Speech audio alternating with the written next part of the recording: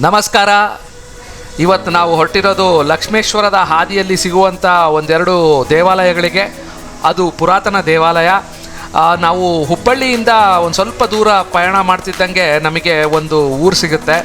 ಆ ಊರಲ್ಲಿರುವಂತಹ ಒಂದು ಪುರಾತನ ದೇವಾಲಯಕ್ಕೆ ನಾವು ಹೊರಟಿದ್ದೀವಿ. ಆ ದೇವಾಲಯದ ಹೆಸರು ಬಂದುಬಿಟ್ಟು ಶ್ರೀ ಶಂಭುಲಿಂಗೇಶ್ವರ ದೇವಸ್ಥಾನ. ಈ ದೇವಾಲಯ ಇರುವುದು ಧಾರವಾಡ ಜಿಲ್ಲೆಯ ಕುಂದಗೋಳದಲ್ಲಿ. ಸುಮಾರು 11ನೇ ಶತಮಾನದಲ್ಲಿ ಈ ದೇವಾಲಯವನ್ನು ಕಟ್ಟಿರಬಹುದು ಅಂತ ಇಲ್ಲಿ ಸ್ಥಳೀಯರು ಊಹೆ ಮಾಡ್ತಾರೆ. ಹಾಗೂ ಇಲ್ಲಿ ಯಾವುದೇ ರೀತಿಯ ಶಾಸನಗಳು ಕಂಡುಬರೋದಿಲ್ಲ. ಹಾಗಾಗಿ ನಾವು ಕೇವಲ ಈ ವಾಸ್ತುಶಿಲ್ಪ ಮತ್ತು ಈ ಕಲ್ಲಿನ ಆಧಾರದ ಮೇಲೆ ಇದು ಯಾವ ಕಾಲಘಟ್ಟದ್ದು ಮತ್ತು ಯಾರು ಕಟ್ಟಿಸಿದ್ದು ಅಂತ ಊಹೆ ಮಾಡ್ಬೋದು. ಇದನ್ನು ಪಶ್ಚಿಮ ಚಾಲುಕ್ಯ ಶೈಲಿಯ ಪುರಾತನ ದೇವಾಲಯ ಅಂತಲೂ ಕರೀತಾರೆ. ಕದಂಬರು ಇದನ್ನು ನಿರ್ಮಿಸಿ ಚಾಲುಕ್ಯರು ನವೀಕರಣ ಮಾಡಿದ್ರು ಅಂತಲೂ ಒಂದು ಇತಿಹಾಸ ಹೇಳ್ತದೆ. ಇತಿಹಾಸದಲ್ಲಿ 11ನೇ ಶತಮಾನದಲ್ಲಿ ಪಶ್ಚಿಮ ಚಾಲುಕ್ಯರ ವಾಸ್ತುಶಿಲ್ಪವನ್ನು ಹೊಂದಿರುವಂತಹ ಈ ದೇವಾಲಯ ಸುಮಾರು ಕಂಬಗಳನ್ನು ಹೊಂದಿದೆ. ನೋಡ್ತಾ ಹೋದರೆ ಈ ಕಂಬಗಳ ಆಕೃತಿ ಕೆಲವೊಂದು ದೇವಾಲಯಗಳಿಗೆ ಹೊಂದಾಣಿಕೆ ಆಗುತ್ತೆ. ಅದರಲ್ಲಿ ಬಂಕಾಪುರದ 60 ಕಂಬಗಳ ದೇವಾಲಯದ ಮಾದರಿಯಲ್ಲೇ ಈ ದೇವಾಲಯವು ಸಹ ಇದೆ. ಇದೀಗ ನೀವು ನೋಡಿದ್ರಿ, ಅಲ್ಲೊಂದು ಹಳೆಯ ಶಾಸನ ಕಂಬದ ಮೇಲೆ ಕೆತ್ತಿದ್ರು. ಹಾಗೆ ಇದನ್ನು ನೋಡ್ತಾ ಹೋದರೆ ಈ ಕಂಬಗಳೇ ಈ ದೇವಾಲಯದ ಆಕರ್ಷಣೆ ಅಂತ ಹೇಳ್ಬೋದು. ಸುಮಾರು 40ಕ್ಕೂ ಹೆಚ್ಚು ಕಂಬಗಳನ್ನು ಉಪಯೋಗಿಸಿ ಇಲ್ಲಿ ಈ ದೇವಾಲಯದ ನಿರ್ಮಾಣ ಆಗಿದೆ ಅಂತಲೇ ಹೇಳ್ಬೋದು. ಈ ದೇವಾಲಯದ ಒಂದು ಕೆತ್ತನೆ ಮತ್ತು ವಾಸ್ತುಶಿಲ್ಪ ನೋಡ್ತಾ ಇದ್ದರೆ ನೀವು ನೋಡ್ತಾ ಇರ್ಬೋದು ಇಲ್ಲಿ ಜಗಲಿಗಳು. ಈ ಜಗಲಿಗಳು ಈ ಒಂದು ದೇವಾಲಯಗಳ ಕಟ್ಟಡಗಳ ಶೈಲಿಯಾಗಿದೆ. ಇಲ್ಲಿರುವಂತಹ ಬಹಳಷ್ಟು ದೇವಾಲಯಗಳಲ್ಲಿ ಈ ಜಗಲಿಗಳನ್ನು ನೋಡ್ಬೋದು. ಆ ಜಗಲಿ ಮೇಲೆ ನೀವು ನೋಡ್ತಾ ಇರೋ ಹಾಗೆ ಚೌಕಾಬಾರ, ಅಟಗುಳಿ ಮಣೆ ಮತ್ತು ಇನ್ನಿತರೆ ಜನಪದ ಆಟಗಳನ್ನು ಕೆತ್ತಿ ಜನರು ಇಲ್ಲಿ ಬಂದು ಕುಳಿತು ಆ ಆಟಗಳನ್ನು ಆಡ್ತಾಯಿದ್ರು ಅಂತಲೇ ನಾವು ಹೇಳ್ಬೋದು. ಅದೇ ನಮಗೆ ಜನಪದ ಆಟಗಳಾಗಿ ಹಳ್ಳಿಗಳಲ್ಲಿ ನಾವು ನಮ್ಮ ಬಾಲ್ಯಗಳಲ್ಲಿ ಆಡುತ್ತಿದ್ದಂತಹ ಆಟಗಳಾಗಿ ಉಳಿದುಕೊಂಡು ಬಂದಿದೆ.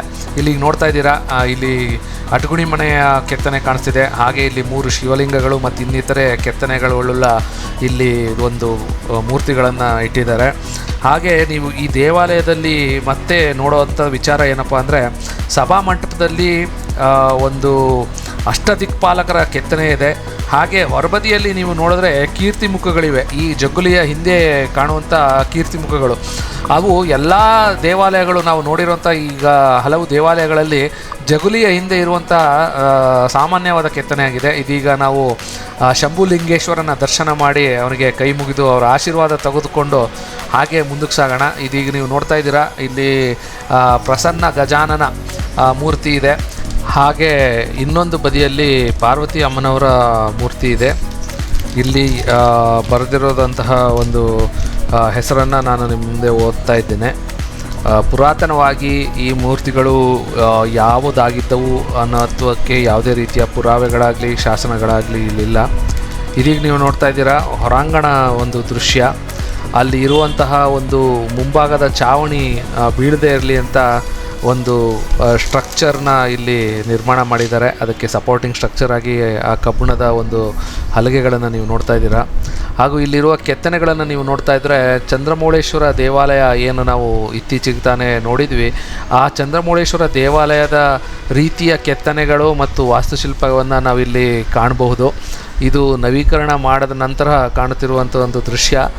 ಇದಕ್ಕಿಂತ ಮುಂಚೆ ಇಲ್ಲಿರುವಂತಹ ಈ ಸುಸ್ಥಿತಿಯ ದೇವಾಲಯ ಹೇಗೆ ಕಾಣ್ತಿತ್ತು ಅನ್ನೋದ್ರ ಬಗ್ಗೆ ಯಾವುದೇ ರೀತಿಯ ಛಾಯಾಚಿತ್ರ ಆಗಲಿ ದಾಖಲೆಗಳಾಗಲಿ ನಮಗಿಲ್ಲೆಲ್ಲೂ ಸಿಗೋದಿಲ್ಲ. ಈ ದೇವಾಲಯಕ್ಕೆ ನಮಗೆ 2-3 ಕಡೆಯಿಂದ ಒಂದು ಪ್ರವೇಶ ಇದೆ. ಒಂದು ಪೂರ್ವಕ್ಕೆ, ಒಂದು ದಕ್ಷಿಣಕ್ಕೆ, ಮತ್ತೊಂದು ಉತ್ತರದ ದಿಕ್ಕಿನಿಂದ ಪ್ರವೇಶ ಇದೆ.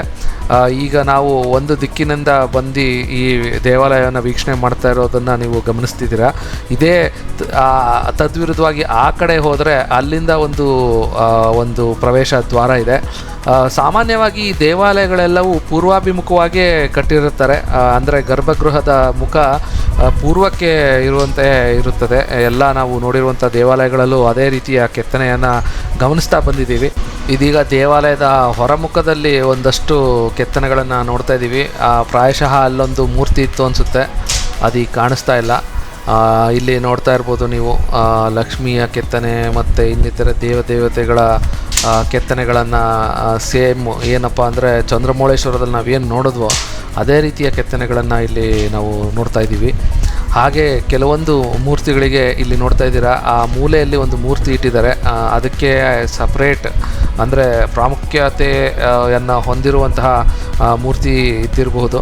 ಅದಕ್ಕಾಗಿ ಒಂದು ಪೂಜೆಯನ್ನು ಪ್ರತ್ಯೇಕವಾಗೇ ಮಾಡಿದ್ದಾರೆ ಅಲ್ಲಿ. ಈಗ ನೋಡ್ತಾ ಇದ್ದೀರಾ ಕೆತ್ತನೆಗಳನ್ನು. ಇಲ್ಲಿರುವಂತಹ ಬ್ರಹ್ಮ, ವಿಷ್ಣು, ಶಿವ ಮತ್ತು ಇನ್ನಿತರೆ ದೇವತೆಗಳ ಕೆತ್ತನೆಗಳು, ಅಲ್ಲಿರುವಂತಹ ಒಂದು ಮುಖಮಂಟಪದ ಕೆತ್ತನೆ. ಆಮೇಲೆ ಇಲ್ಲಿ ನೋಡ್ತಾ ಇದ್ದೀರಾ ನೀವು, ಇದೊಂದು ಪಕ್ಕದಲ್ಲೇ ಇರುವಂತಹ ದ್ವಾರ.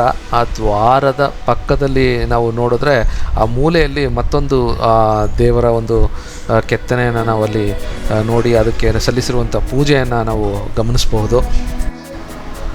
ದೇವಾಲಯದ ಒಳಮುಖಕ್ಕೆ ಬಂದರೆ ಇಲ್ಲಿ ಕಂಬಗಳು ಭಗ್ನಗೊಂಡಿರೋದನ್ನು ನೋಡ್ಬೋದು. ದಾಳಿಗೆ ತುತ್ತಾಗಿ ಬಹಳಷ್ಟು ಕಂಬಗಳು ಭಗ್ನಗೊಂಡಿದ್ದಾವೆ. ಅಲ್ಲಿ ಮೇಲ್ಗಡೆ ಪಲ್ಲಕ್ಕಿಯನ್ನು ನೋಡ್ತಾ ಇದ್ದೀರಾ. ಈ ದೇವಾಲಯದ ಮತ್ತೊಂದು ವೈಶಿಷ್ಟ್ಯ ಏನಪ್ಪ ಅಂದರೆ, ಇಲ್ಲಿ ಈ ಚಾಲುಕ್ಯರ ಕಾಲದ ಒಂದು ದೇವಾಲಯ ಆಗಿದ್ರೂ ಇಲ್ಲಿ ಒಂದು ಕಟ್ಟಿರುವ ದೇವಾಲಯ ಬಂದು ಹೊಳಪು ಕಲ್ಲುಗಳಿಂದ ಕಟ್ಟಿರುವಂಥದ್ದು. ಮತ್ತು ಈ ಕೆತ್ತನೆಗಳು ಕಂಬಗಳಲ್ಲಿ ನಾವು ನೋಡೋದು ಬಹಳ ಒಂದು ಅಪರೂಪದ ಕೆತ್ತನೆ ಅಂತಲೇ ಹೇಳ್ಬೋದು. ಹಾಗೂ ಇಲ್ಲಿರುವಂಥ ಶಿವಲಿಂಗ ಬಂದ್ಬಿಟ್ಟು ಕಂದು ಬಣ್ಣದ ಅಪರೂಪದ ಶಿವಲಿಂಗ ಅಂತಲೇ ನಾವು ಹೇಳ್ಬೋದು. ಅದನ್ನು ನೀವು ಈಗಾಗಲೇ ಗಮನಿಸಿದ್ದೀರಾ. ಗರ್ಭಗುಡಿಯ ಮುಂದೆ ಒಂದು ಬಸವನ ಮೂರ್ತಿಯನ್ನು ನೀವು ಗಮನಿಸ್ತಾ ಇದ್ದೀರಾ. ಆ ಬಸವನ ಮೂರ್ತಿಯಿಂದ ಹೊರಮುಖಕ್ಕೆ ನಡೆದರೆ ನೀವು ಇಲ್ಲಿಗೆ ನೋಡ್ತಾ ಇದ್ದೀರಾ ಕಂಬಗಳು ಮತ್ತು ಆ ಒಂದು ಬಿಸಿಲಿನ ಆ ಸೂರ್ಯನ ಕಿರಣಗಳ ಆಟ ಎಷ್ಟು ಅದ್ಭುತವಾಗಿ ಕಾಣುತ್ತೆ ಅಂದರೆ, ಆ ಜಗಲಿಗಳ ಮೇಲೆ ಕುಳಿತುಕೊಂಡು ಇಲ್ಲೇ ನಾವು ಬಹಳಷ್ಟು ಸಮಯ ಕಳಿಬೇಕು ಅನ್ನೋ ಒಂದು ಮನಸ್ಥಿತಿಗೆ ನಾವು ಹೋಗ್ತೀವಿ. ಇದೊಂದು ಹೊರಗಡೆಯ ನೋಟ. ಅಲ್ಲಿ ನೋಡ್ತಾ ಇದ್ದೀರಾ, ದೇವಾಲಯದ ಒಂದೇ ಒಂದು ಗೋಪುರ ಉಳಿದಿದೆ ಮತ್ತು ಇನ್ನೆಲ್ಲ ಗೋಪುರಗಳು ಭಗ್ನಗೊಂಡಿದ್ದಾವೆ. ಉಳಿದಿರೋದು ಇದಿಷ್ಟು ಮಾತ್ರ. ಮತ್ತಷ್ಟು ದೇವಾಲಯಗಳನ್ನು ತೆಗೆದುಕೊಂಡು ನಿಮ್ಮ ಮುಂದೆ ಮತ್ತೆ ಬರ್ತೇನೆ.